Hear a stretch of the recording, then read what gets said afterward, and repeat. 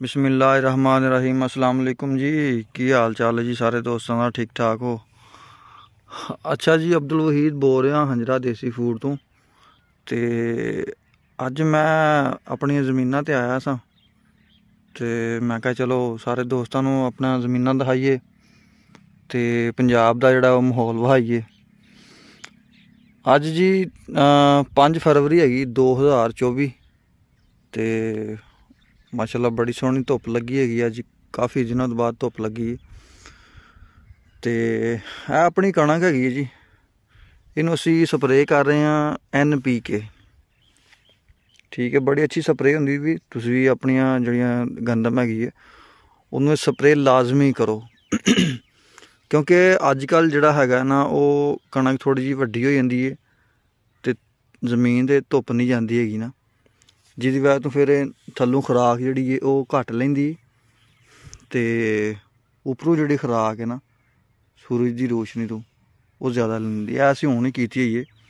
ठीक है, तो कर भी रहे हैं। ਇਹਦਾ बड़ा फायदा होंदा है NPK तुसीं कम से कम दो तीन स्प्रेवां जिहड़ियां ना अपनी फसल नूं लाजमी करो। इहदे नाल जिहड़ी फसल बहुत अच्छी होंदी है। अजकल कणक दा सीजन हैगा ते तुसीं सारे दोस्त जिहड़े अपनी अपनी गंदम नूं ना एक तो जड़ी बूटी वाली स्प्रे होंदी ओह करो पहले, फिर यह जिहड़ी NPK ना ये तो लाजमी करो। बहुत ही जिहड़ा ना कणक दे झाड़ च इहदे नाल ना फर्क पैंदा है।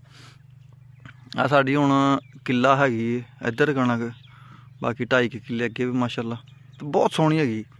ठीक है, इनू इस किला जिहड़ा ना इनू असी 2 बोरियां DAP दियां पाइयां पहलां। ठीक है, थल्ले ते उस बाद इनू कोई सल्फर पाया, कुछ खाद भी पाई इनू थोड़ी जी ते माशाल्लाह कद काठ दा अच्छा है, अग्गू वाला बेहतर करेगा तो असी इनू स्प्रे करवा रहे हैं जी। ठीक है, तुसीं भी जिहड़ा ना अपनी अपनी गंदम नूं लाजमी NPK की स्प्रे करो, इसदा बहुत फायदा है। ठीक है, सस्ती हैगी, इन्नी महंगी कोई नहीं होंदी लेकिन इसदा ना फायदा बहुत है। बाकी अगर तुहाडे कोल कोई मशवरा हैगा कणक की बेहतरी वास्ते तो कमेंट विच तुसीं भी दस सकदे हो सानूं। ते वीडियो जनाब ज़्यादा से ज़्यादा लाइक करो, सबसक्राइब करो। तो कोई फीडबैक हैगा, कोई अच्छी गल हैगी तो भी साडे नाल शेयर कर सकदे हो। ओके जी, अल्लाह हाफिज़।